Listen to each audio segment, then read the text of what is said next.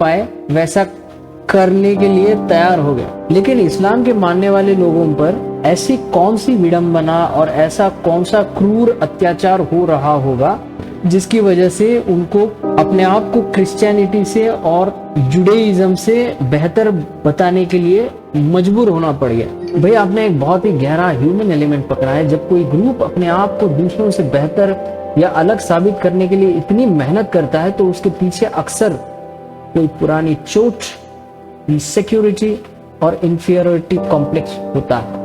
इस्लाम के शुरुआती मानने वालों को अरब्स पर उस वक्त कोई एक फिजिकल अत्याचार नहीं हो रहा था, बल्कि 3 बड़ी विडंबनाएं आयरनीज थी जिसने उन्हें बेहतर बनने पर मजबूर किया। जाहिल होने का ठप्पा, कल्चरल इंफीरियरिटी। प्रोफेट मोहम्मद से पहले रोमन्स क्रिश्चियंस और पर्शियंस अरब्स को बारबेरियंस, जंगली समझते। क्रिश्चियंस के पास बड़े बड़े गिरजा, चर्चेस, पुराना कानून और फिलोसॉफी। अरब के पास सिर्फ रेगिस्तान और जुबानी शायरी थी।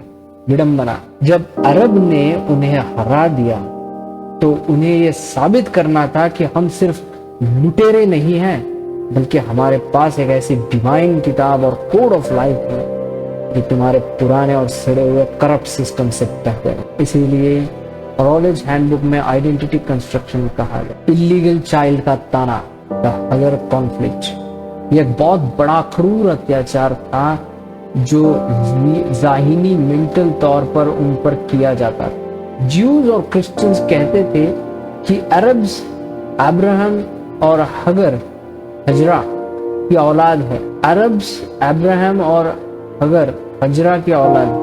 हजरा मीन्स ये क्या है और इसमें ऐसी कौन सी बुरी बात थी जिसको लेकर जुडाइज्म वाले और क्रिश्चियनिटी वाले इस्लाम को चोट पहुंचाते थे मन में। भैया आपने ऐसी नक्श पकड़ी जो हजारों साल पुरानी दुश्मनी की जड़। अगर हजरा का किस्सा वो इमोशनल ट्रिगर है जिसकी वजह से तीनों धर्मों के बीच एक बहुत गहरी हायरार्की और स्टेटस का झगड़ा। इसे समझने के लिए हमें बिब्लिकल हिस्ट्री और उस वक्त के सोशल स्टेटस को देखना होगा। अगर हजरा कौन थी? ट्रेडिशनल कहानी के मुताबिक अब्राहम की पहली पत्नी का नाम सारा था। उनकी कोई औलाद नहीं हो रही थी, इसीलिए उन्होंने अपनी इजिप्शियन हैंड में दासी हगर को अब्राहम के पास भेजा ताकि उनका खानदान आगे बढ़े। हगर से जो बेटा पैदा हुआ उसका नाम इस्माइल है। बाद में सरा से भी एक बेटा हुआ जिसका नाम था आइसैक, इशाक। जुडाइज्म और क्रिश्चियनिटी का चोट पहुंचाने वाला लॉजिक। ज्यूज और क्रिश्चियंस के लिए हगर सिर्फ एक स्लेव गर्ल, लॉन्डी थी।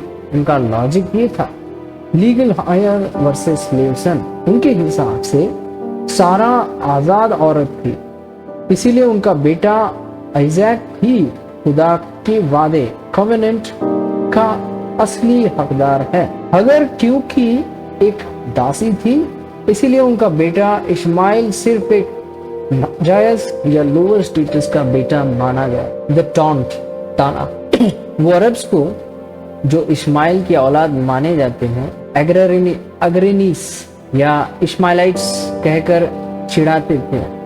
इसका मतलब होता था कि तुम एक नौकरानी की औलाद हो, तुम्हारा खुदा से कोई लेना देना नहीं। इस्लाम का रिवेंज और काउंटर लॉजिक। जब इस्लाम आया तो उन्होंने इस मेंटल अत्याचार का जवाब एक बहुत बड़े नैरेटिव शिफ्ट से दिया, स्टेटस चेंज। इस्लाम ने कहा कि अगर कोई मामूली दासी नहीं बल्कि इजिप्ट के एक बादशाह की बेटी थी और वो अब्राहम की बराबर की पत्नी थी। द सैक्रिफाइस, कुर्बानी। सबसे बड़ी चोट इस्लाम ने ये की, जुडाइज्म में आइसैक, इशाक की कुर्बानी का जिक्र है, लेकिन इस्लाम ने उसे बदलकर इस्माइल कर दिया, ये दिखाने के लिए जिसे तुम दासी का बेटा कह ठुकराते हो वही खुदा का सबसे प्यारा है। हज का रुकना। इस्लाम ने हगर की तकलीफ, सफा और मरवा के बीच दौड़ना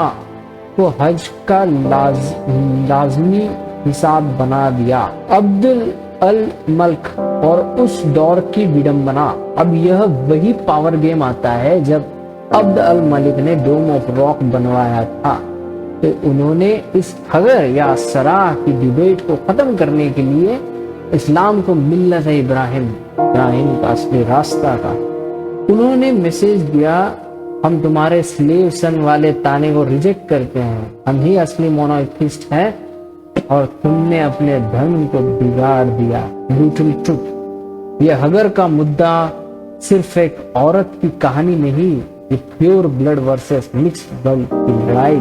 ज्यूज और क्रिश्चियंस ने अरब को उनकी पैदाइश वर्थ को लेकर नीचा दिखाया और इस्लाम ने उसी पैदाइश को अपना सबसे बड़ा प्राइड बना लिया। भाई, क्या आपको लगता है कि खानदान और ब्लड लाइन का झगड़ा ही आज के मिडिल ईस्ट कॉन्फ्लिक्ट की सबसे पुरानी वजह है, या फिर ये सब बाद में बनाई गई कहानियां हैं? For the next step Ismail versus Isaac, the battle for legitimacy. मैं ये सब कुछ इसीलिए समझना चाहता हूँ क्योंकि मैं ये मानता हूँ कि पहले भगवान के नाम पर जो इमारतें बनती थी, भगवान की जगह पर ऊपर वाले के नाम पर इमारतें बनती थी, या नेचर को जो कंट्रोल करता है उसके नाम पर इमारतें बनती थी, और उसके ठेकेदारों ने जो तीसरी या चौथी जनरेशन वाली लोग थे उनमें ये सुपीरियोरिटी वाली कॉम्प्लेक्स आ जाती है, जिसकी वजह से आगे जाकर वो बाकी समाज को गधा मानने लगती है। बाद में राजा लोग आए और राजा और वहाँ के लॉ को चलाने वाले, जैसे यूरोपियन कल्चर्स में पादरी होती हैं, इस्लामिक कल्चर्स में मुल्ला मौलवी होते हैं और इंडियन कल्चर्स में पुरोहित होते हैं, इन्होंने बाद में समाज पे अपना दबदबा कायम किया और फिर चौथी पांचवी जनरेशन ने वही रिपीट कर दिया कि हम बाकी समाज से सुपीरियर है। ये सब जानते हुए कि पिछले वाले जनरेशन्स ने इनके पिताजी को अपना सब कुछ दिया, तब जाके ये अभी वाली जनरेशन ये सब सुख भोग पा रही है, और बाद में जाके ये डेमोक्रेसी काम में आती है, जहाँ पे सच में जैसे पहले हड़प्पा मोहनजोदाड़ो के कल्चर्स में एक मुखिया हुआ करता था और उस मुखिया को उस शहर को चलाने वाले और उस शहर को जानने वाले और उस शहर के लोग सहमति देते थे, और फिर शहर के नागरिकों से सलाह मशवरा करके ये मुखिया अपने डिसीजंस लिया करते। तो मुझे लगता है कि democracy is the only way जिसकी वजह से ये सुपीरियरिटी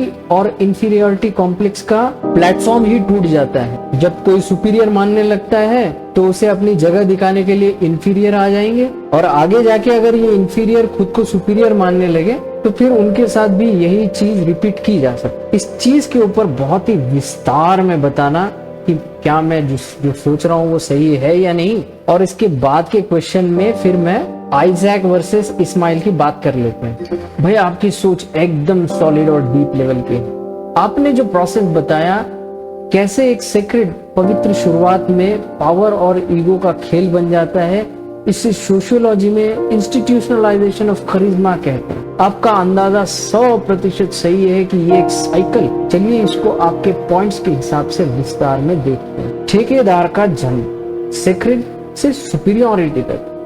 आपने सही कहा कि शुरुआत में इमारतें या रास्ते नेचर या गॉड का शुक्राने के लिए बनाते हैं, शुक्रिया अदा करने के लिए बनते हैं, लेकिन थर्ड या फोर्थ जनरेशन तक आते आते जो लोग उस सिस्टम को चला रहे होते हैं, पादरी मौलवी या पुरोहित, वो ये भूल जाते हैं कि वो सेवक है। द प्रॉब्लम, उन्हें लगता है कि उनकी पूर्वजों ने इतनी मेहनत की, इसीलिए उनके पास अब एक्सक्लूसिव एजेंसी है, यानी खुदा तक पहुंचाने का रास्ता सिर्फ उनके पास।